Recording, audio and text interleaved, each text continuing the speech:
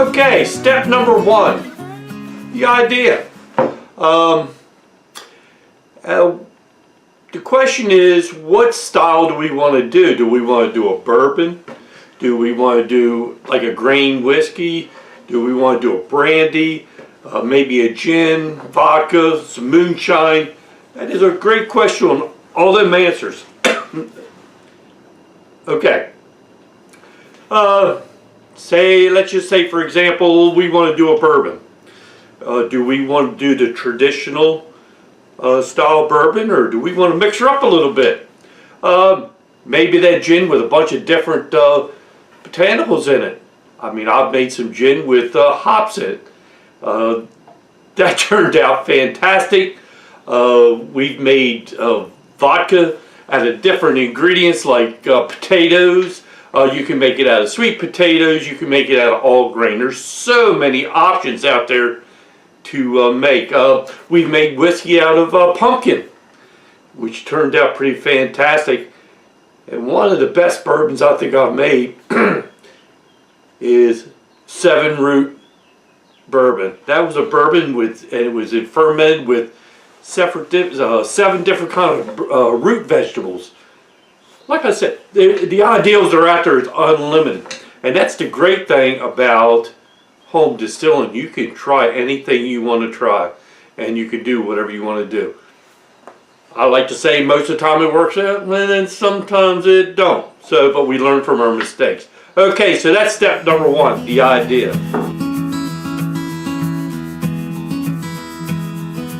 Okay, step two, the ingredients. Well, this is one of the important steps. I mean, what do we need? All right, so we've come up with an idea of what we want to do, but we got to make sure that we can get the ingredients that we want. I mean, if we're making bourbon, of course we're going to need corn. If we're going to make a good gin, what kind of botanicals can we get? And what do we want to use? If you're making let's say a brandy, do we want to make a fruit mash, or do we want to ferment wine? And so we got to make sure we think of that. And let's say some moonshine. Maybe we want to make a neutral spirit. We're going to make some moonshine and do some fun flavoring. I mean, I've seen a lot of people, and that's pretty good. Take Jolly Ranchers candies and make some good moonshine out of it. Is there any kind of special ingredients we want to get a hold of? You know, fruits, nuts, vegetables. I love using vegetables in bourbons. I just think it is a good character, I guess you would say. The next thing is, well, how do we want to finish it? Do we want to barrel age? Do we want to do it on oak chips, on oak sticks? Do we want it clear? Do we want it sweetened? There's a lot of options out there that you want to, think about. Start jotting everything down.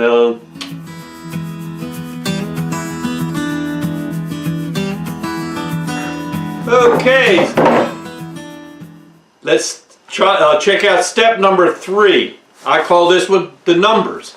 This is where we get the amounts for the recipe we come up with. So, as in step 1, we got the idea. So step 3 and step 2 will work together. This is where we're going to get the amounts that we need to get.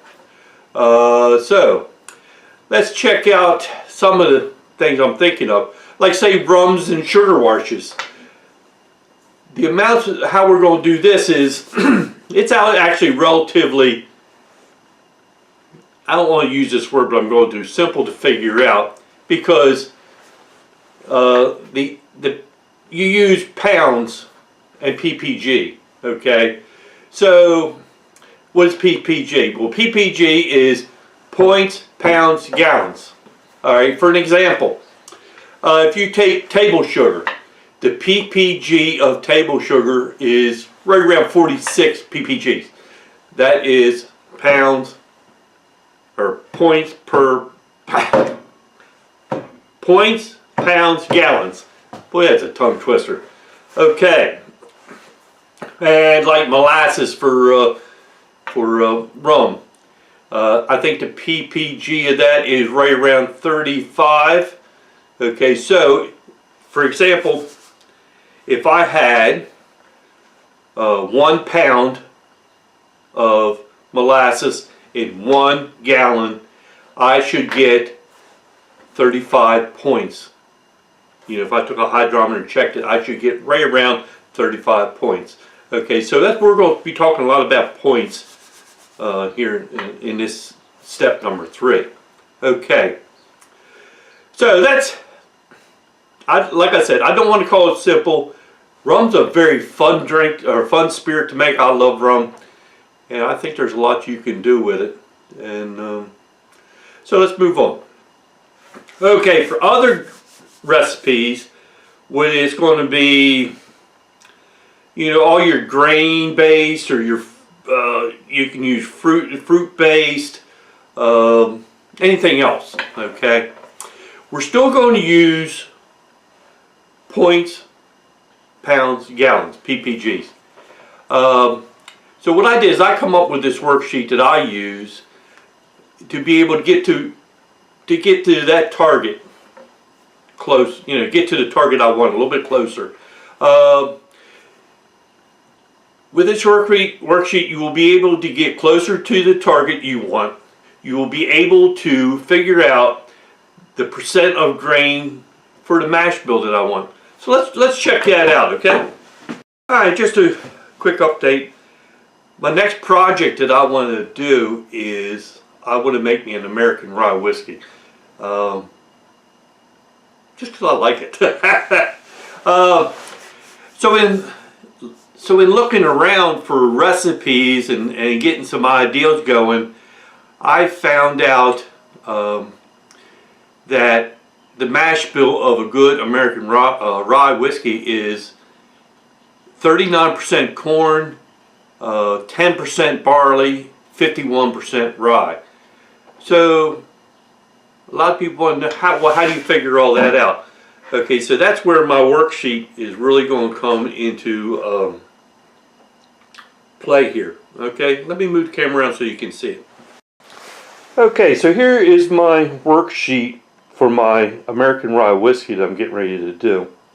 Okay, so very first thing we want to do is, this is the target we wanted. So what I'm looking for is a 1.090. Okay, so that's the target I want to look for. So first thing I want to do is just give me the 90. Okay, so 90 times, and my mash size will be 6 gallons. It will be 540 points. Okay, so we take that 540, just stick it over here for now, the target. That's the target points we're looking for. Okay, now the problem with all grain is most of the time we cannot achieve to get 100% of the points out of the grain. So it's called brew house efficiency. So in past, I figured out my brew house efficiency is somewhere around 80%. So if I take 540 points times the 80% is 432. Okay, so the next thing I want to do is my target 540. I'm going to subtract the 432, and that gives me a brew house efficiency adjustment of 108. So I put that up here, and then I add that to the 540. That's going to give me 648 target adjusted points. Okay, so what that is telling me, if I'm going to use, that's the number I'm going to shoot for, so that I can get my 1.090. Okay, let's move on. Alright, so the ingredients that I want for this recipe is corn, barley, and rye. Okay, so what are the ppgs of them ingredients? So the corn is 37 gravity points. Barley is going to be about 30, and rye is about 29 if I add them together, and I'm going to use an average of 32. Okay, So let's move on to the next. So here's my adjusted target, right? Divided by the 32. So that equals 20. So 20 should be the pounds that I need in total for this recipe. Alright? So, as I stated before, that most grain bills, you're going to get a percentage of the different ingredients. Okay? Because everybody's going to do a different mash size. Okay? So, in my case, let's say with the corn, the pounds needed is 20, where I got that, times 39%. I am going to need 7.8 pounds of corn for this mash bill. Let's move to barley.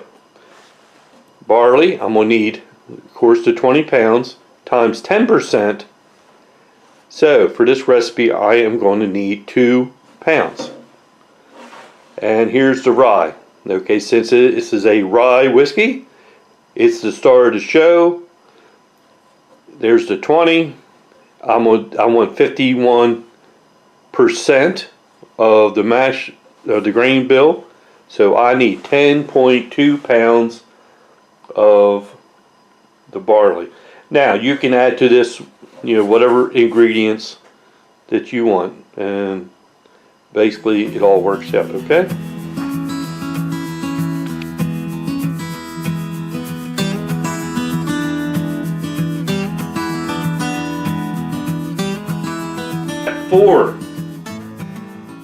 Step 4 is trial. Okay, so you got your ingredients, you got your amounts, try your recipe. I've had recipes where I wish I would have done this, wish I would have done that, but I don't think I have had very many that I just had to say, ugh, out it goes. No, that don't work. So anyway, try your recipe. Okay, see if you can hit your numbers. These are only going to get you close, so you might have to adjust your amounts just a little bit. Okay, see if you get the taste you want. Keep good notes of what you did so you know what to change. Okay, a lot of times nothing works out the very first time, but you know what? A lot of times you say, "Wow, this is good." But I want to just change this for a little thing just to make it a little bit better. And that's where your experience is going to come in, to help you make those adjustments. Okay.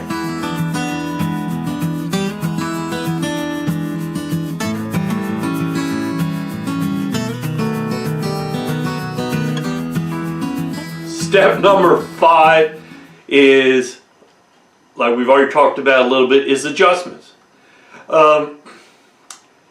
Make the adjustments if you need to, and then try it again.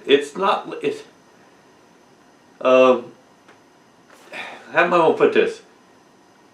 It's not an exact science. Not to us home distillers. We got a lot of variables, but we can make some good products, and we can make some off the wall stuff that is very good.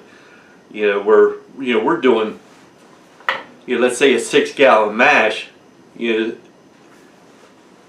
take people in the big distilleries, when they make a batch, they make a big batch. I don't know how many gallons they're making at a time. So it's a little bit harder for them to try to.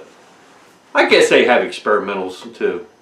Anyway, yes. So try it again. Make it. Take notes. If you like what you did, maybe just tweak it a little bit. All right. All right.